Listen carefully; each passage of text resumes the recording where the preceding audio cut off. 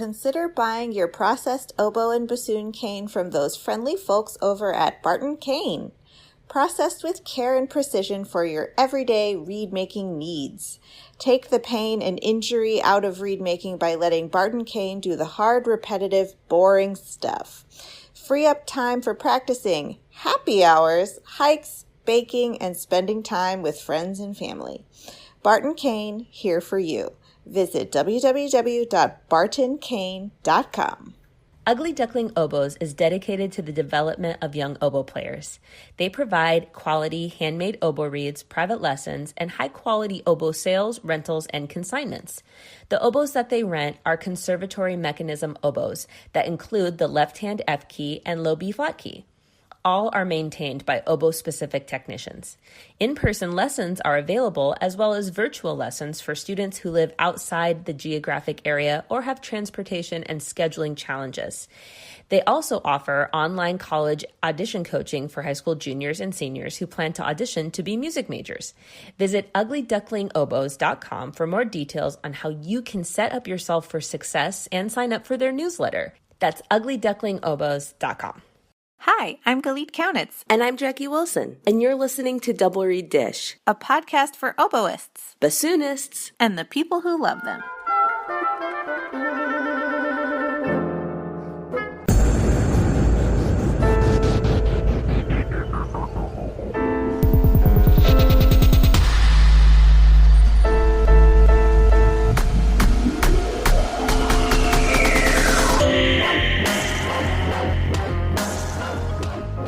Hello. You look so pretty. Oh, thank you. I feel really pretty right now. I was just telling Galit before we started recording, I have a terrible headache. Let's just get into the complaining. Why don't I just dig in?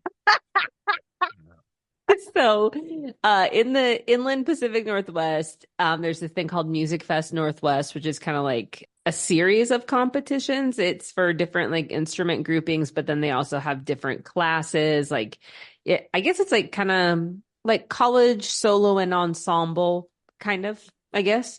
Mm-hmm. They also have younger high school and even junior high and whatnot ages. And so it's kind of a thing that the more serious, dedicated music students will do. And one of the classes, kind of the most prestigious class, is called Young Artist. And it's a pretty intense competition. You do a chosen piece, and then you do a sight reading round, and then you do a required piece that's selected for each instrument, which is a concerto, and that has to be memorized. And then everyone in the class competes. And if you win, you get to play your required repertoire with the Spokane Symphony, which is kind of the biggest orchestra in our region. And yours truly won in 2006, the Young Artist division.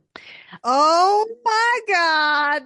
And today, 18 years later, my student Carl won the Reed division of Music Fest Northwest Young Artist competition, which is awesome and kind of a little bit of a, sentimental full circle. I was driving back. Truly amazing. Oh, yeah, all sentimental. And he got silver last year. They can hand out a gold and they can hand out a silver. And he got silver last year, but I was in New Zealand. And I remember, obviously, I wish my student well, but Carl's a really good player. I knew he had a chance of winning every year he competed. And I remember being like, well, I don't want him to win.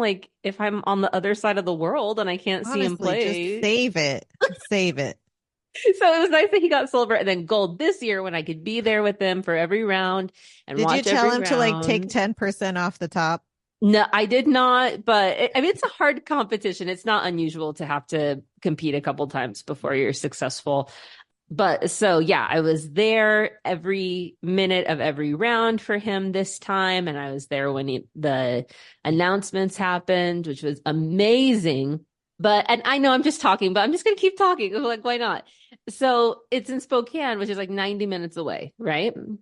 And I practice a restricted diet for cultural purposes, not for anything else, whatever. We don't have to get into that. But I packed a lunch because I can't just drive through somewhere, right?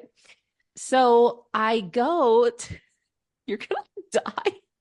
I grab, as I'm walking out of the house, my packed lunch.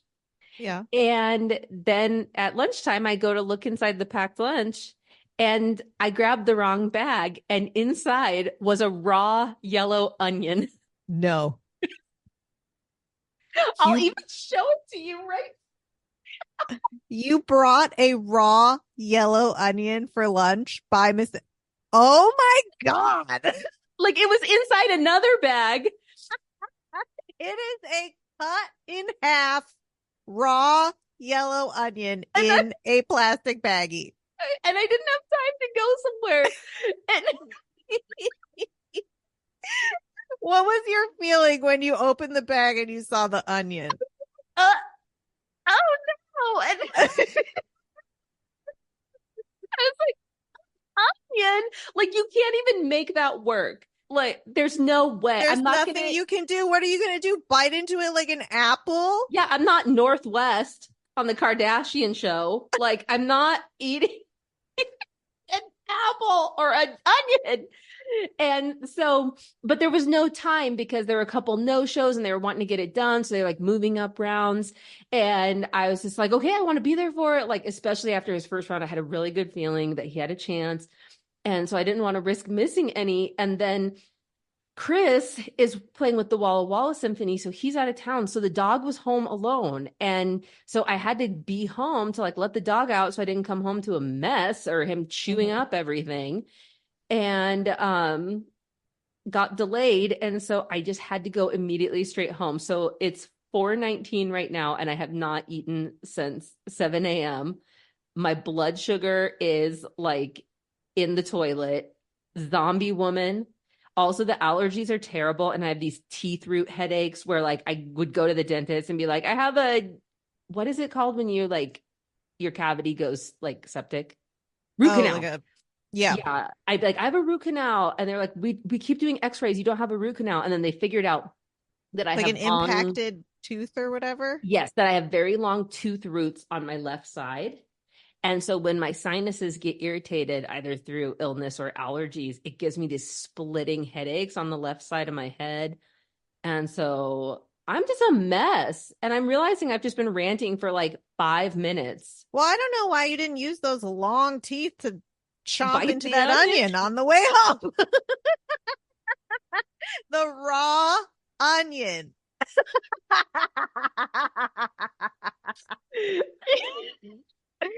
I'm so sorry.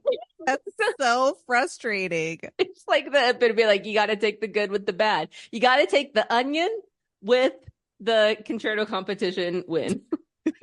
That's the new saying. There couldn't have been anything. The only thing worse to be in that bag would have been raw chicken. Honestly. Well, and then I was driving home and I was like, do I stink? I wore deodorant today. And then I realized that the onion was getting hot in the sun and making my whole car. You had a hot raw onion in your car. That's terrible. That is so funny. Well, my day was nothing like that. Yeah, tell me about your day. So I am mostly moved out of my office. How does that feel? Is that kind of surreal after 9 years? Yeah. I was kind of like going through all my stuff and I'm like, why do I have all this stuff? Let me tell you though, so much stuff. Advice. When I left SEMO and we moved, I just kind of threw all my sheet music into boxes and was like, I'll move in. To this day, it is still in shambles. The filing cabinet in my office, like every time I need a project that you're like, I don't have time for this. No. I don't have the brain space for this. Never. And every time I need a piece, I have to go through every scrap of paper I own. Yeah. So if when you pack your music, you can keep it somewhat in order, like I did not.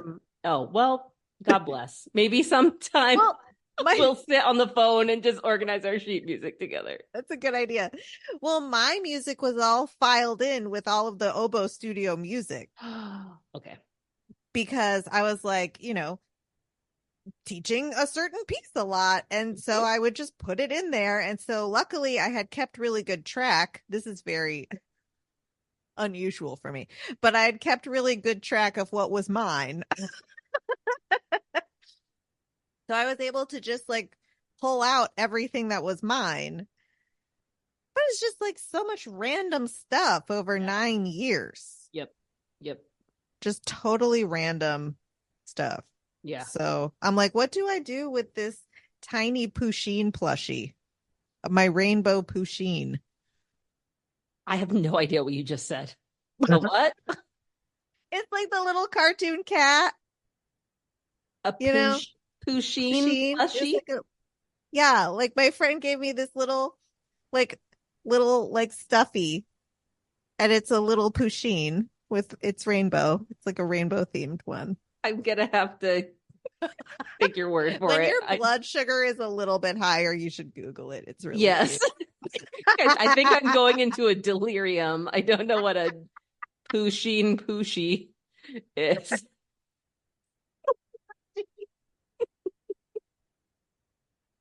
But anyway, yeah, it's a lot. It's a lot, but it's good. Becky helped me over the weekend because it would have taken me 4 times as long to do it by myself. Yeah.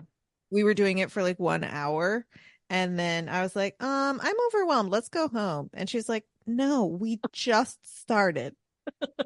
She's like, we're getting this done today. And I was like, really?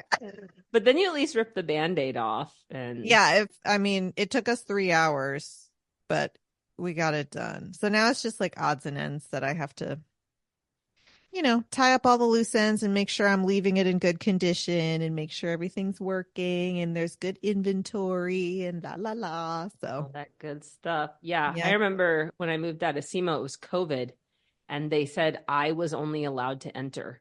And so I had to like box up something and then take it to the door. And then Chris grabbed it from the outside door and put it in the car. And we had to do it like assembly line style. And it was not cute. I can't believe we lived through this. The hoops that we jumped through for those, how long was it? 2 years, 3 years? A minute.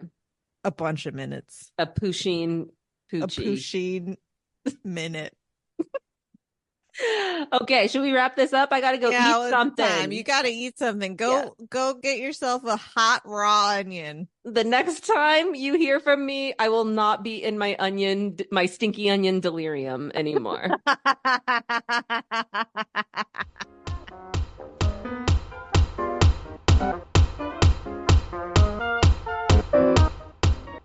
Hey oboists! Have you ever found it difficult to sort out when and how to find a new oboe or English horn?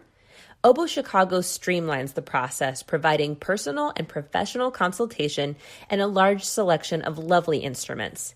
The process feels comfortable and thorough.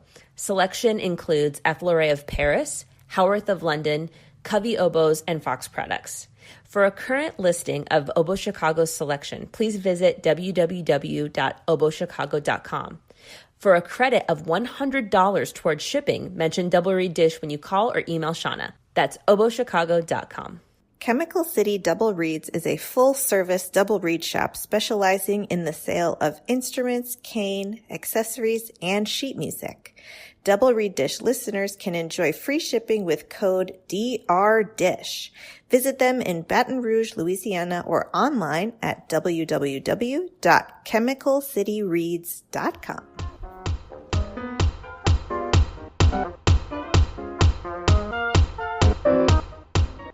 We are so extremely delighted to be welcoming to the podcast my dear friend, Dora Proud, who currently, for the next 2 weeks, will continue teaching in the Palouse in my neighborhood at the University of Idaho.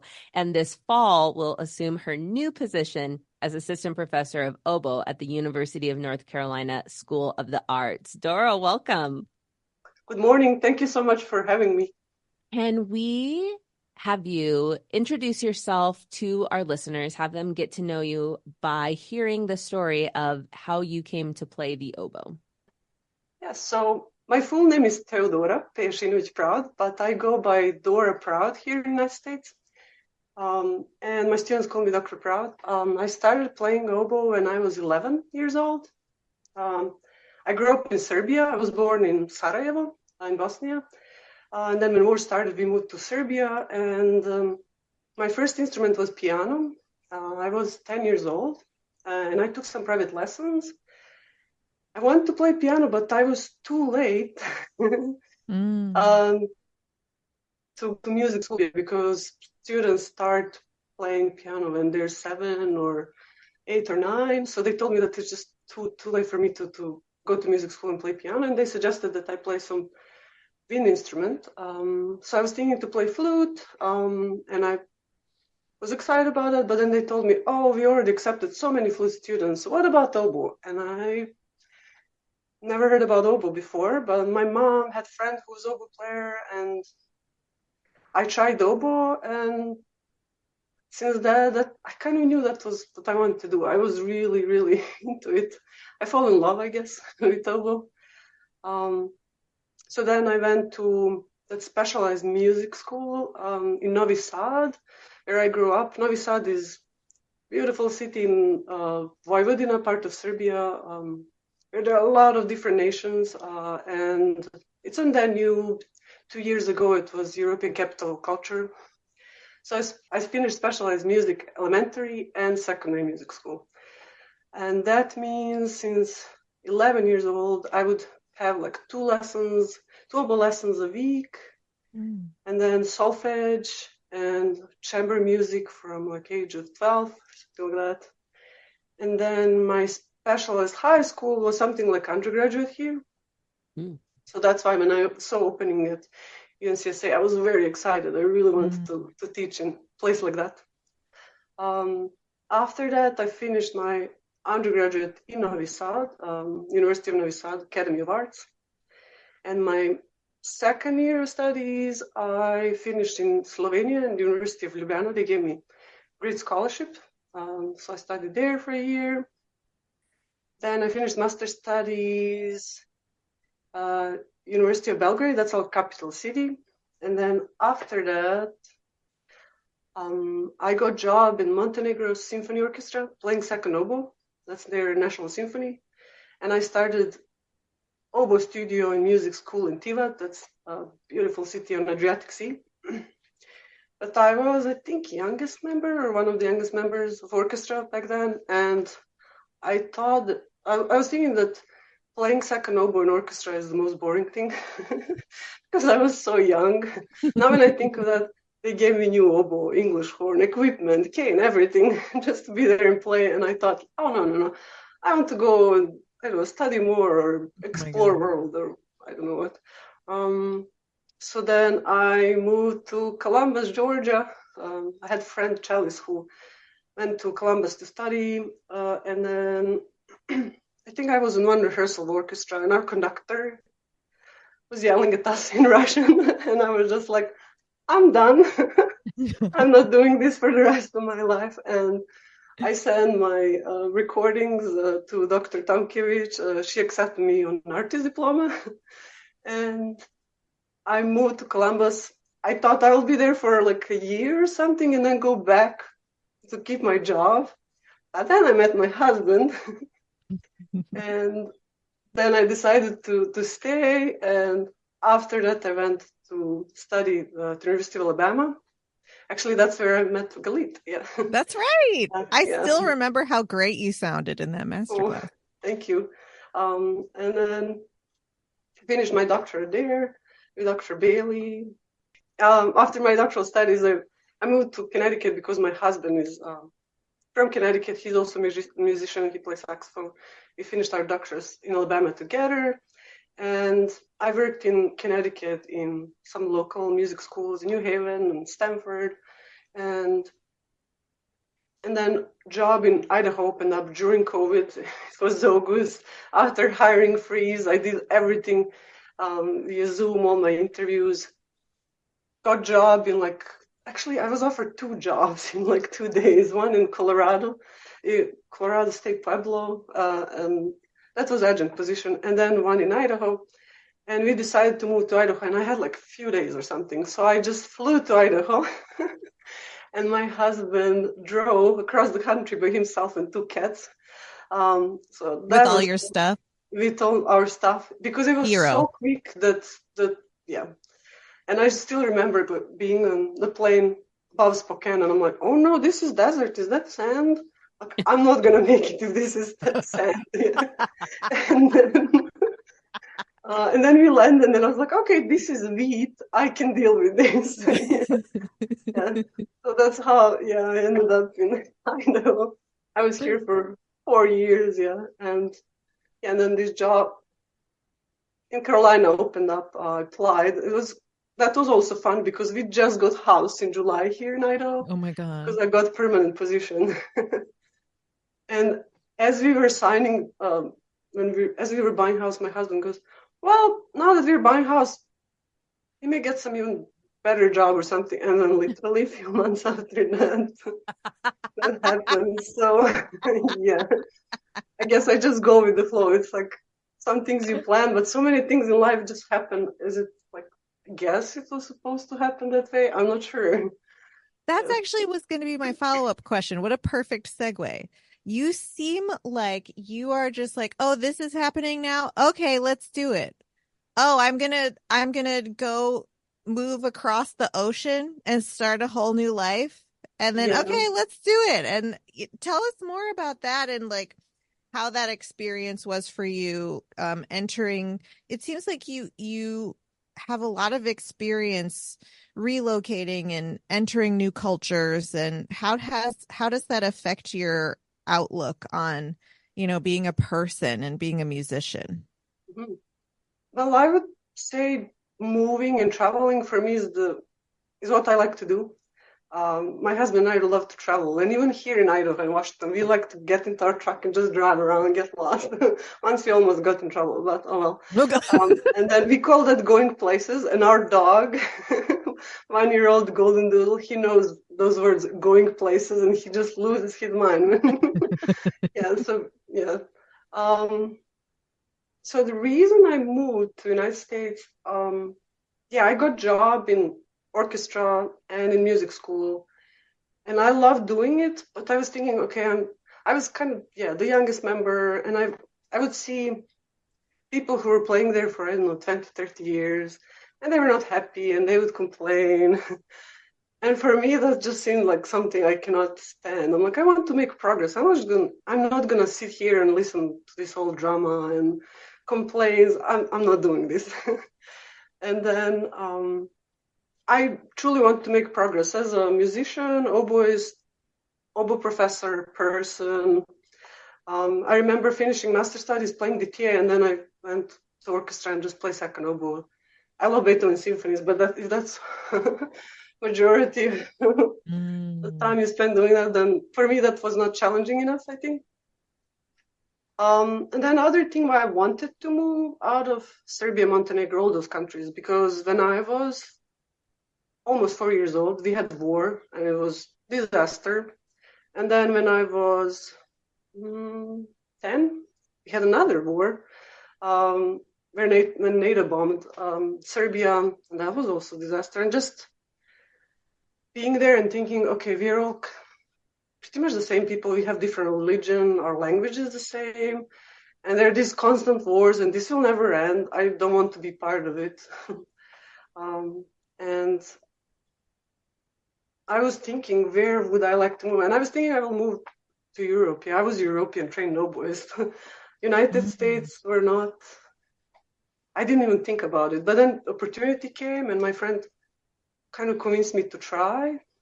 And I just wanted to go for a little bit and see, if nothing, to travel. And what I like about the United States is its diversity in terms of everything, and just exploring. And I would say since I moved here, in the last 10 years, I see that it's even more diverse in terms of playing oboe.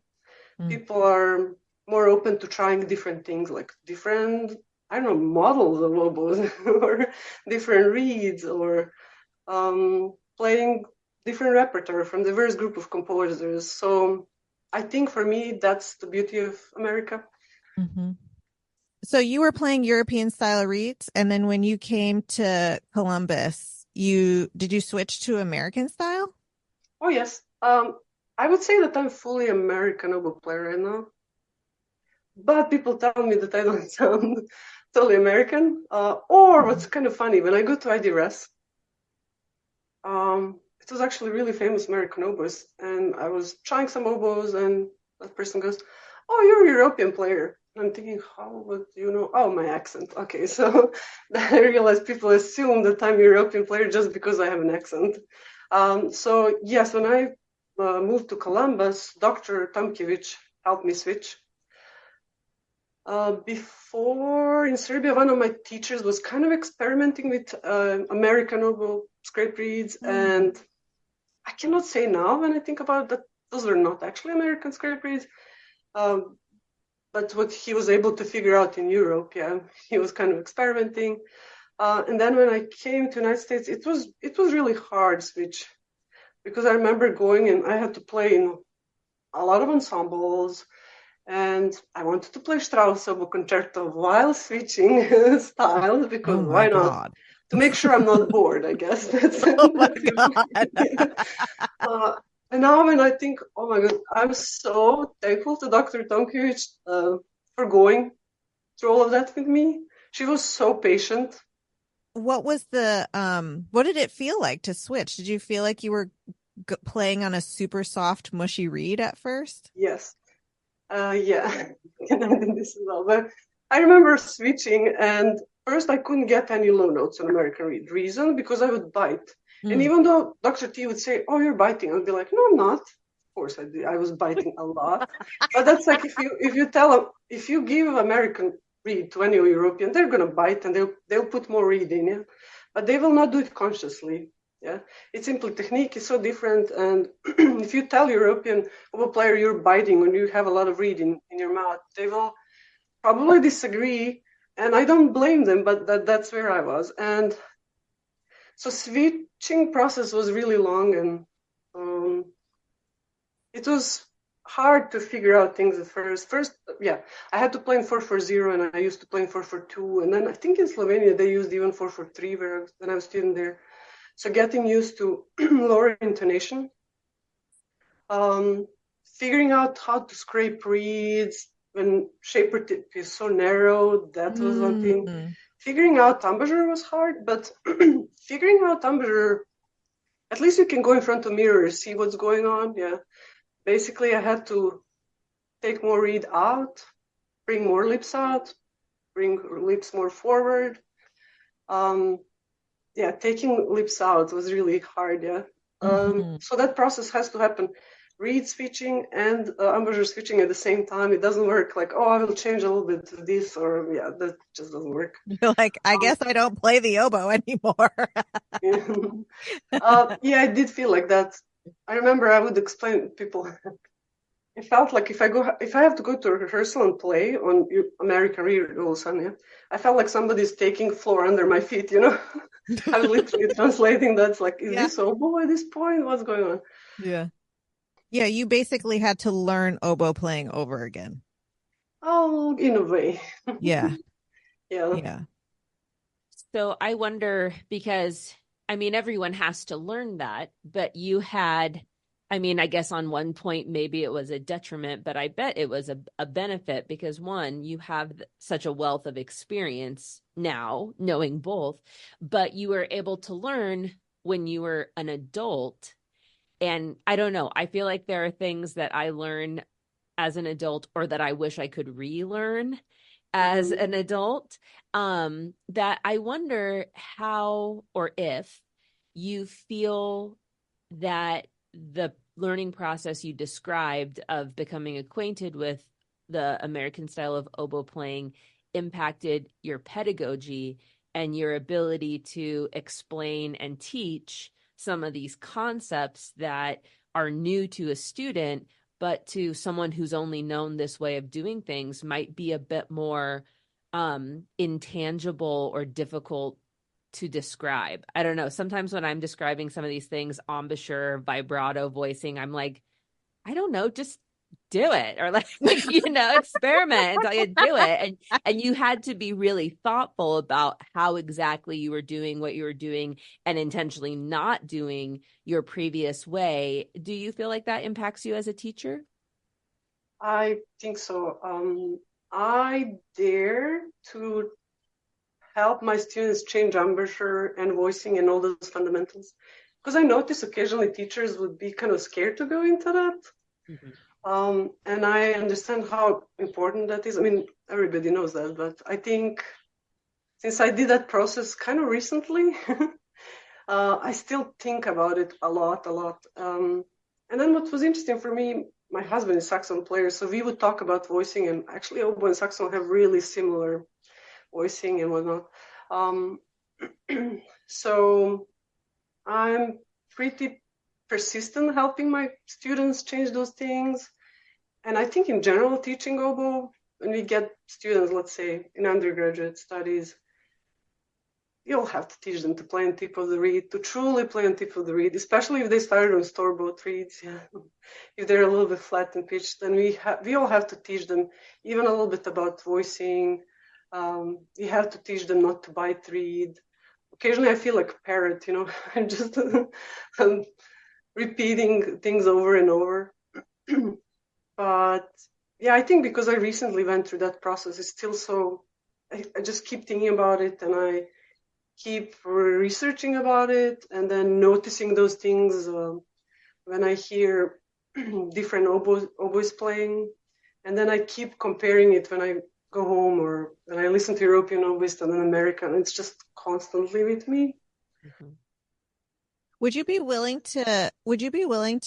to like describe some of the techniques or imagery that you use in your teaching that works? Because I also sometimes have a difficult time explaining voicing and like how it all works together with air and embouchure, and like, can you give us some tips and tricks about teaching that kind of thing?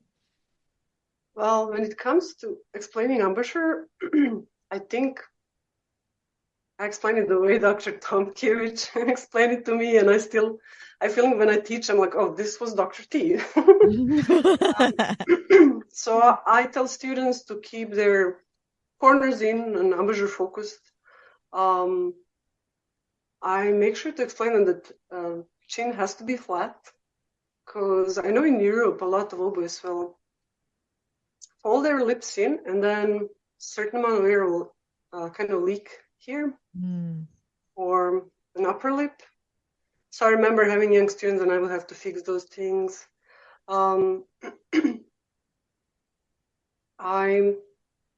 When I get students who are switching, let's say young students who are switching from clarinet or saxophone, I make sure to explain them that when they're inhaling, reed has to rest on the lower lip, and that they have to use their corners and keep their corners in even when they're inhaling.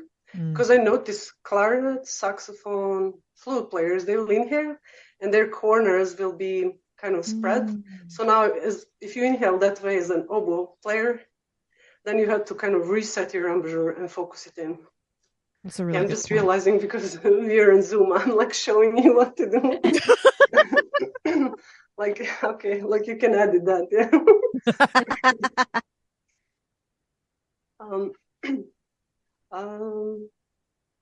So I try to teach students that they have to set their embouchure, so even when they're inhaling, they're in oboe embouchure mode and not clarinet or saxophone. So I did notice when students switch, even years after that, they will keep inhaling, like they're inhaling playing flute and not oboe, things like that. And then when it comes to voicing, I explain that voicing is position of our tongue in our oral cavity when we play oboe, and that for oboe we have low voicing and high voicing. So I think of low voicing for if I play from low B, flat, let's say, and then even to high G sharp, it's still going to be kind of lower side. And then I would make them sing a lot, like if they're saying or singing ah. And then for high voicing, I tell them to use higher voicing from side octave keynotes and I ask them to say we, because I don't want them to say E. If they say E, then their lips are going to spread. Got it. And their embouchure will be kind of like smiley old type of embouchure. But if they say we, then their lips have to be focused in. So I'm in love with this. I'm stealing this officially. It's stolen.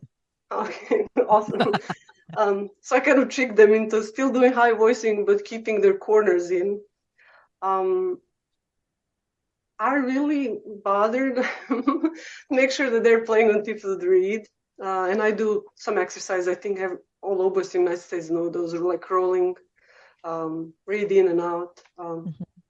And then occasionally like turning reed and playing on the side so they can feel the space between their teeth. That's cool. And then if they cannot get low notes, I even ask them to play on the side because then they cannot bite as much. So like moving the reed into the side corner of your mouth? Yeah, that's something my teachers in Europe would do. And then my teachers in the United States would ask me to turn reed kind of, can I say sideways? Yeah, like flipping it so that Vertical. the rails are on the top and bottom. Yeah. Now, what that teaches them that for low notes, they need slower air, kind of warm air. And then they realize how much air they actually need and how much they were actually biting instead of using their airstream. This is so brilliant. I'm so excited right now. Another thing I teach is that they really have to play on tip of the reed for their low notes and have low voicing, but for high notes, meaning from high F, not E, but F sharp, G sharp, they can put more reed in. I don't know if that's forbidden in the United States.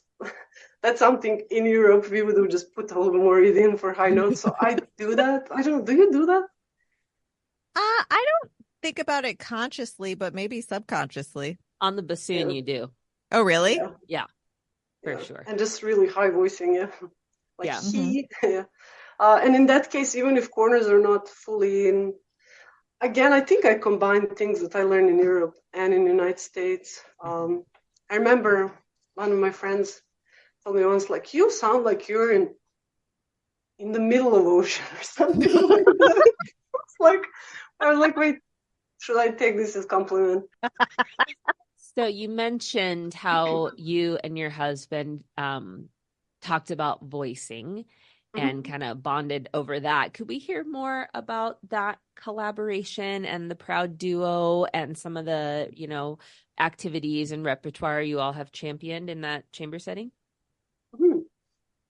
So we started playing together in 2016, and first piece we played was Blanc, Oboe Bassoon Sonata. You can't see her, listeners, but she's covering her face. God, I hope he doesn't hear this. I'm not super proud of that combination. So I was playing oboe and he was playing baritone saxophone. And I still remember in Alabama, in the concert hall, his professor, Dr. Singer, just came in and put all the curtains down to cover his sound because it was so vibrant. So we really wanted to play together, but they were actually some pieces written. Three Reeds Duo commissioned by then a lot of pieces. So then we commissioned first piece in Alabama for class. We were doing class music history and Debussy, and our friend wrote piece for us, kind of using Debussy themes and whatnot, and that was for oboe and alto saxophone. And then after that, we just kind of started exploring, and if we would meet composers and we really liked their music, we would ask them to write for us, or we would ask our friends to write music for us. So since then, we commissioned, I think, 6 pieces for oboe and saxophone. One of the first pieces was by Brian Kirshner. It's called 2 Points of View, or in Serbian, Dva pogleda na svet.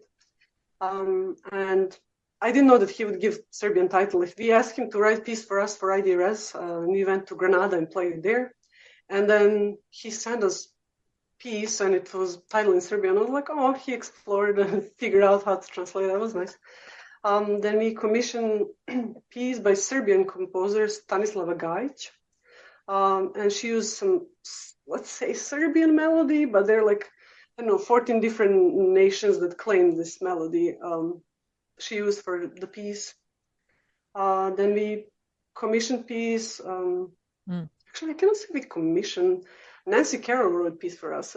And how that worked, well, we were here in Idaho, and Nancy Carroll came for a festival. She heard us play, and then Joe brought her to the airport to Spokane. It was like 100 degrees or something in those few days.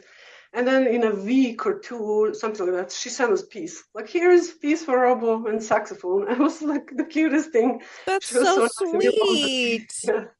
Yeah. The commissioned piece by Jenny Brandon, this Househeads duo, by Jenny Brandon, yeah. And what else? I think I'm remembering everything. So you gave us some great gems of the oboe saxophone repertoire. Do you have any other hidden gems of oboe that you like to perform or love to teach that you would recommend that we listen to or learn? So recently, I performed a lot of music by Balkan composers because I'm from Serbia, and my colleague here at University of Idaho is from Albania. And we discovered a lot of pieces that maybe oboists in those countries perform, but maybe oboists in those countries are not as active on like IDRS conference or something like that. So in Thailand, we perform music by Balkan composers, and we just recorded an album of music by Balkan composers for oboe and piano. And we're even currently working on mixing, so that will come out soon. I really, really love music by Serbian composer Isidora Žebeljan. And I'm kind of happy that people started playing that music more. My students would play, and then I recently told oboists in the United States about her music, so people are starting to perform her music. Isidora was Serbian composer and professor and conductor and pianist, and her husband is Serbian oboist and musicologist. And she wrote a lot of music for oboe in combination with so many different instruments. So I'm kind of happy that people are starting to perform that. She Sounds awesome. suddenly died in 2021, I think. And her music is, some of that music is already published, and some music is going to be published in a few months or a year. So I would suggest people check out that music. She grew up in Vojvodina. I also grew up in Vojvodina, and she would hear music of all different nations in Vojvodina, like Romanians, Hungarians, Slovakian. There were Germans before, Jewish, like really a lot of different gypsy music there as well. So yeah, it's really interesting. It's different. So I would encourage people to explore. Could we hear a favorite memory from a past performance? Well, just recent performance was with you when we played Mozart Sinfonia Concertante. I think that was really fun for me. And then going after that and playing Peter and Wolf, I just remember recently, would I have embouchure for this after playing Sinfonia Concertante for 30 minutes? And what was fun for me there is that they had this dance company and kids dancing on stage. It was the sweetest thing. I didn't even think about, I don't know, am I tired about my embouchure? Just seeing all those little kids dancing. It was really nice. And just playing with my colleagues and with my students, for me, it's always fun. Yeah. So we always like to end by asking, what is your advice for a young musician who aspires to have a career like yours? I would say work hard and be kind of free to try different things. Try different oboes, try different reed making styles, play different pieces, just try things and dare to try. I think it's okay if we all sound at least a little bit different. Try to find your voice, dare to find your voice. Yeah, be brave. My dad would always tell me that if you're brave, happiness will follow you and good luck will follow you. Yeah. Oh, I love that. Dora, thank you so much for joining us on Double Reed Dish. This was such a wonderful conversation, and we really appreciate you spending the time. Thank you so much for inviting me. I remember when your first episode came, you came to visit in Alabama, and I was so excited. And I was like, a few years after that, I'm like, oh, I'm doing this. I'm thankful and I'm happy for it. So are we.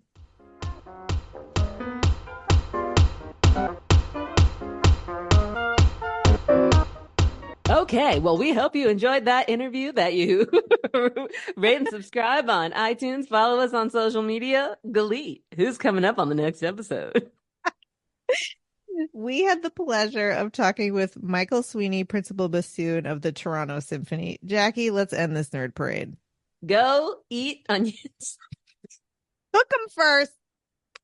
Go stink up your car with some onions and question your own hygiene. Go bring a raw onion as your lunch.